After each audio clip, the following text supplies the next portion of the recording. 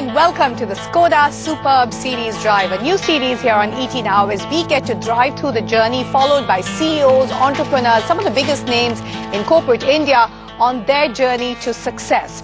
Now, our special guest today on the show has trailblazed quite a path for himself, eating into some of the biggest names, including his competitors in the world of telecom. I'm not going to tell you any more, instead give you a chance to meet with the man himself. And for that, I get to start my ride in this superb Skoda. Follow me.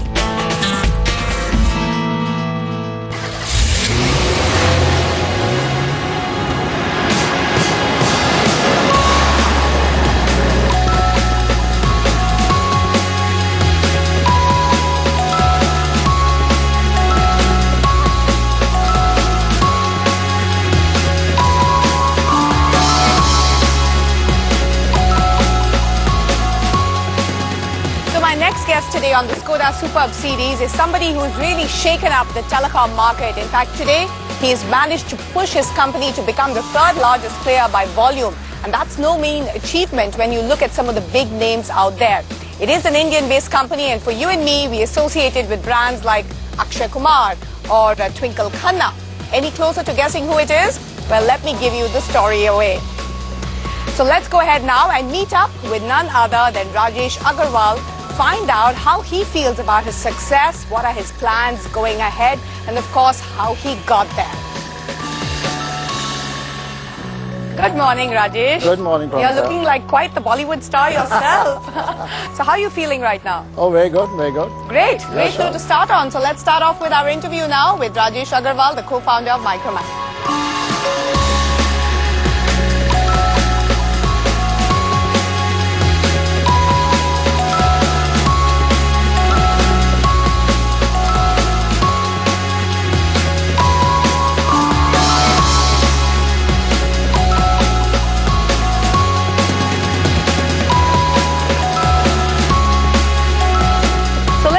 Start off our journey now and ask Rajesh Agarwal, the co-founder of Micromax, how he feels right now as Micromax as a brand appears to be taking on newer categories, because that's what's caught the market's attention, that Micromax is trying something bolder, newer with your new smartphone, Sure. the Canvas. How would you term it? Is Micromax now adopting more risk on its portfolio? See, the strategy that Micromax is driving, so probably it is a very calculated risk that we are taking, and most of our customers, we are actually focused on the youth as a category. So youth people, the people who want to own, have an aspiration to own a high-end smartphone as a phone. So probably we are targeting and focus on that category. And I'm sure, basically maybe another 1 year down the line, the kind of a product segment that we are working on, it is going to be a real good story, and probably the way it works out. But the value-conscious, price-conscious platform which you built for yourself, are you sort of moving a little away from that? No, it is not that. We have two categories, we have two verticals. We have a feature phone, we have a smartphone as a two verticals. So feature phone will continue to focus onto feature-rich phones, and as far as the smartphone category is concerned, we are going to focus only on the aspirational categories, only on the youth, wherein probably the youth wants to migrate from a feature phone to the smartphone, and this replacement cycle is shortening, and the replacement cycle, the market is expanding onto the smartphone series. Right, because this is where you're really taking on the big boys sort of face on. Yeah. Do you think you're ready for that in that sense? Yes. So as far as a company is concerned, right from the beginning till today, we are heavily focused on innovation.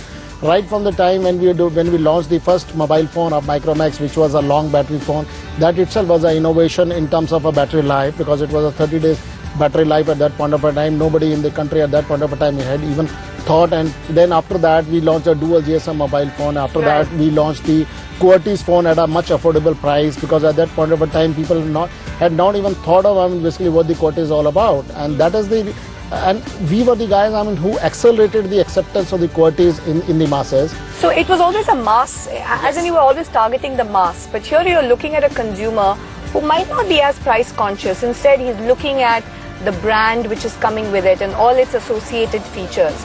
So how do you perceive the challenge therein right now? I don't foresee a challenge. See, if you really see, as this is more of a story on our innovation. If you really see, if you today, as far as the customer is concerned, the youth customer is concerned, they want all the features at their fingertips. And today is the time when probably mobile is more than a device just to communicate. I mean, just for a voice talking. I mean, today, as far as the mobile is concerned, it's best of your friend. You can use it as a camera, you can use it as a communicating device, you can use it for even the data processing, you use it for connected to the internet, you use it for all the entertainment. So you're targeting the youngster who wants to spend a little more and who has the capacity to spend more and wants all these features at a price point. Would that be fair to say? Youth is the main focus target customer for us. We want to focus youth in a big way. But simultaneously, along with the youth, so probably people like you and me, I mean, basically who are a serious business users also, we want to focus them also big time. Because a lot of the bigger names are actually faltering. So is that creating more opportunities for you, or are you also aware of the same challenges on which that they have faltered on, which is really not being able to read the customer correctly? I don't contribute my success to the failure of others. Right. So let me put it like this. We are very, very serious. We know, I mean, what my customers want, and we are very, very aligned to the product innovation going forward over a period of 9 months to 12 months. We know what we want to actually launch. We know what our customers want.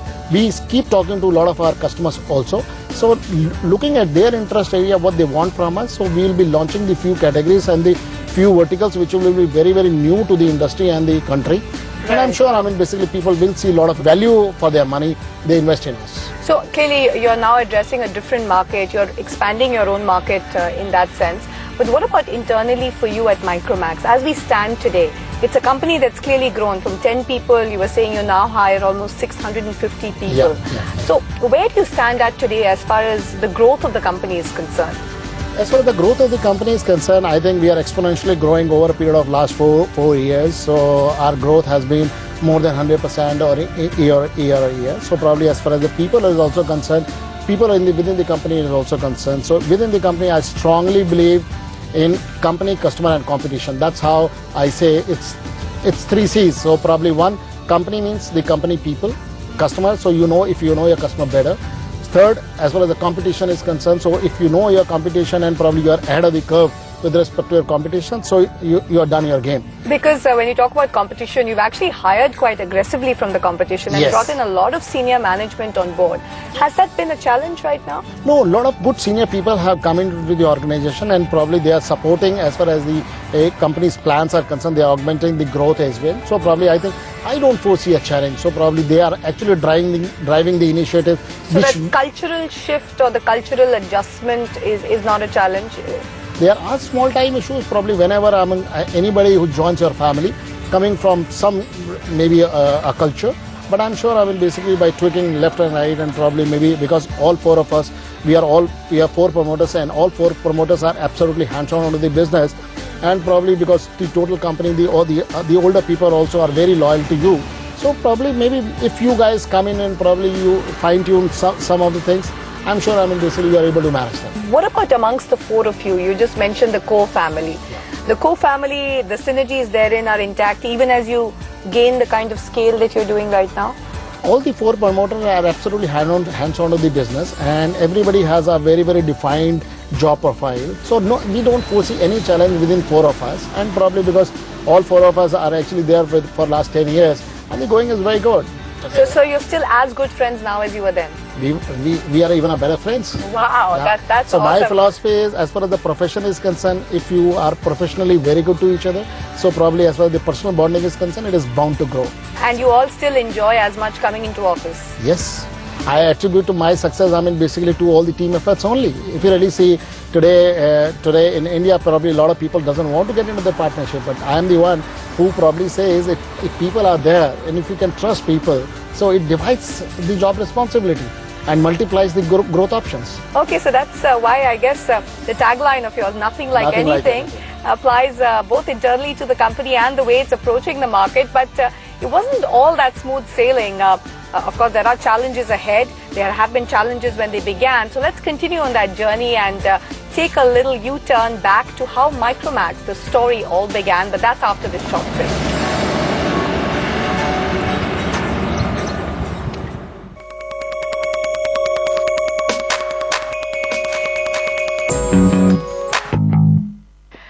All right, let's continue with our exploration of Rajesh Agarwal, his story, the story of Micromax, and we're taking a step back into the past, how it all began. And Rajesh is sitting right here next to me as with the Damdama Lake as the backdrop, seemingly serene. And Rajesh, if we track your story also has been seemingly serene. Almost you've been taking one step after the other. But was the beginning fairly chaotic, unplanned? No, I would say the other way around. I mean, the beginning was pretty organized. So we are 4 promoters. So one of the other promoters, me and the other promoter, Rahul, we used to stay next door. So probably good 15 years, we were good neighbors. And the relationship developed in such a manner, probably we wanted to do business together. So Rahul did his grad in mechanical engineering. He came back to Delhi. And then he said, okay, let's do something business together. So that was the time and we got into a IT software business. So Micromax Informatics, when we started, so probably it was a software company and not a telecom company, right, which most of the people doesn't know actually. So you began in 98, is that correct? We began in year 2000. In year 2000, but it was only 2008 when you began your first telecom handset business. Yes. So from 2000 to 2004, we were into a different software, we were working on different software platforms. And 2004 to 2007 and 2008, we were working on different telecom equipments. People like Airtel were our major customers. That's how probably we got in a relationship with all the telecom distributors and dealers across the country. 2008, when that business was slightly going down, so probably all 4 of us went back to the boardroom, thought what next to do. So probably most of the people, our distributors also were giving us a feedback. Why did you get into the mobile business? Right. There were few Indian companies. At that point of a time, the mobile space was dominated mainly by all the multinationals. So probably I think the question was... So how did that idea come up? Was it just the 4 of you sitting together, you know, what do we do? Or did somebody come and tell you, you know, how did that first idea come about? So the first idea when we all were sitting in a boardroom and we were chatting what next we should do. And Sumit was the guy, I mean, who was the CTO of the company at that point of a time. He was a chief technical officer and he was working on the battery management. That's how we realized, I mean, basically let's have a phone with a higher battery time. Because that was one problem, I mean, which anybody and everybody was facing at that point of a time. So everybody was screaming and complaining only about the batteries. Okay, so that's how the first idea yes, came. That was your distribution was pretty much in place because you had access to the network. Yeah. What about actually making the phone? Sumit actually designed the phone, the first battery, long battery phone. We did 2 simple things actually. So we reduced the battery consumption in a standby mode and we increased the size of the battery. So that's how, I mean, basically we could get a phone which had a higher battery life. So that is how we started. But as far as the manufacturing is concerned, because in India there was no ecosystem for a manufacturing, we thought, I mean, basically we will go the other, as like the other MNC companies are going. So we went through a manufacturing from China. So probably because most of our mobile phone are still manufactured out of China. So basically you told them, listen, this is the thing, you just have to put it together and give it to us. Yes, they were the contract manufacturing, so probably we gave them the design, we gave them the ID design also, probably how the phone should look like, how the components, what are the components they have to use, we have the bill of material, so then probably they were assembling. So you had a lot of clarity that this is what you wanted. What about in terms of advertising? You know, we've seen so many great products fall by because not enough people got to know of it. Yeah. I remember you because of Akshay Kumar. Okay. So was that your first connect? No, it was not that. So probably even prior to Akshay Kumar also, I mean, basically we did quite interesting things. Like the first mobile that we did, long battery, I mean, basically we named it as a mobile kebab. So right from that day itself, I mean, basically there were a lot of good innovative things. Right. And the second thing, I mean, basically that a lot of people can correlate to Micromax is the bling. Wherein Twinkle Khanna, their wife of Akshay, and the pink phone. Yeah, and the pink phone. She advertised that. So and then you had that ad about the iPhone that I think that I can afford phone. I can afford it. So very tongue-in-cheek advertising, right? So you always were clear that that's how you were going to get attention. Yes, we think, I mean, as far as the brand is concerned, we always wanted to make our brand a most aspirational brand. Today, I mean, basically our story is like wherein probably anybody using our phone should not be shy keeping on the top of the table and probably maybe if he's in a corporate meeting also, he should take out that phone canvas and keep it on the table so that he flaunt it, right? And as far as the youth is concerned, so probably youth needs everything at the fingertip. Right. So that is how probably we want to do. But take us back to that time. Again, it sounds like everything fell into place. But what was the biggest stumbling block where you said, yeah, I don't think this is going to work? Was there such a moment? As far as the product was concerned, so probably I think everything went all right. But as far as maybe our last year is concerned, 11-12 was concerned, it was a slightly tough year. So we were driving few initiatives, and in order to drive few initiatives, so some of the fundamentals of the business actually took a backseat. So business hygiene took a backseat. So the inventory got piled up in the channel and so on and so forth. So probably I think we took a year because all these 3 years from 2008 to 2010, we were growing by 300-500%. So probably because I still remember one statement from one of my bankers. He said, Rajesh, you are going with such exponential speed. So just sit back, relax, and probably see what actually we are doing. But what about money? Okay, so you got private equity guys to come in, but that was later when your story was getting established. What about in the beginning? Where did the money come from? Our story was very interesting, Paramita. If you really see, right from the day one when we launched the mobile phone, and so we always were convinced on a cash and carry kind of a business model.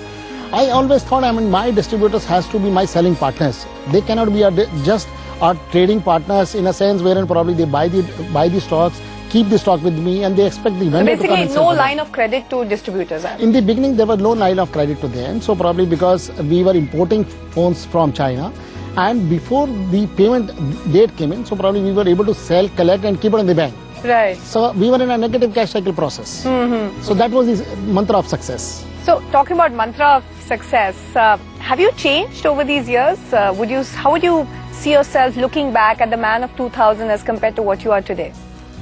I would say it would be the other way around. So probably as far as the man of Rajesh of 2000 was very impatient. At times I used to shout also. But as far as the 2012 and 2013 is concerned, I'm very subtle man, probably doesn't shout anything. And as far as I think my family, my friends, and even people within the family, people within the Micromax family also, so I would always say Rajesh sir is very down to earth. So I can travel economy, I can travel anything. So that way I'm absolutely down to earth. The success hasn't gone to your head? I don't think so. Okay, despite all the monies and the wealth which has come in, what makes you, or what's your stress point? I don't get stressed very easily. And trust me, Pramita, when I'm saying, basically my biggest strength is my team of 4 promoters actually. So whenever there is a stress... So you spread out the stress, yes, amongst... Whenever there is a stress, you go back to the same group, you speak to anyone, you have a drink in the evening, and absolutely you are cool off. So probably when you go back home, you are absolutely relaxed. So I don't carry my tensions to my home. Okay. So next day morning, basically whenever you get up, you are absolutely all fresh as fresh as required. Well, cheers on that note. It's always great to hear that from a corporate and from an entrepreneur. Let's now take a step forward. On that note, we'll take a break, Rajesh. Sure. Enjoy your drink. Yeah. And as we enjoy our drink, we're going to take a short break and come back with insights into the future. What does Micromax and its founders have planned? Stay with us to find out.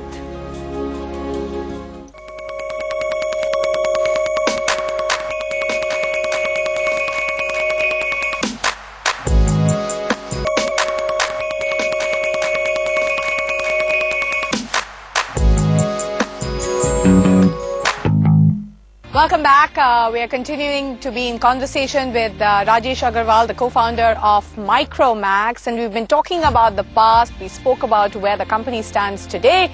Let's talk a little bit about the future, Rajesh. Okay. And how's the future looking to you? See, we want to be the most admired mobile phone device company of the world.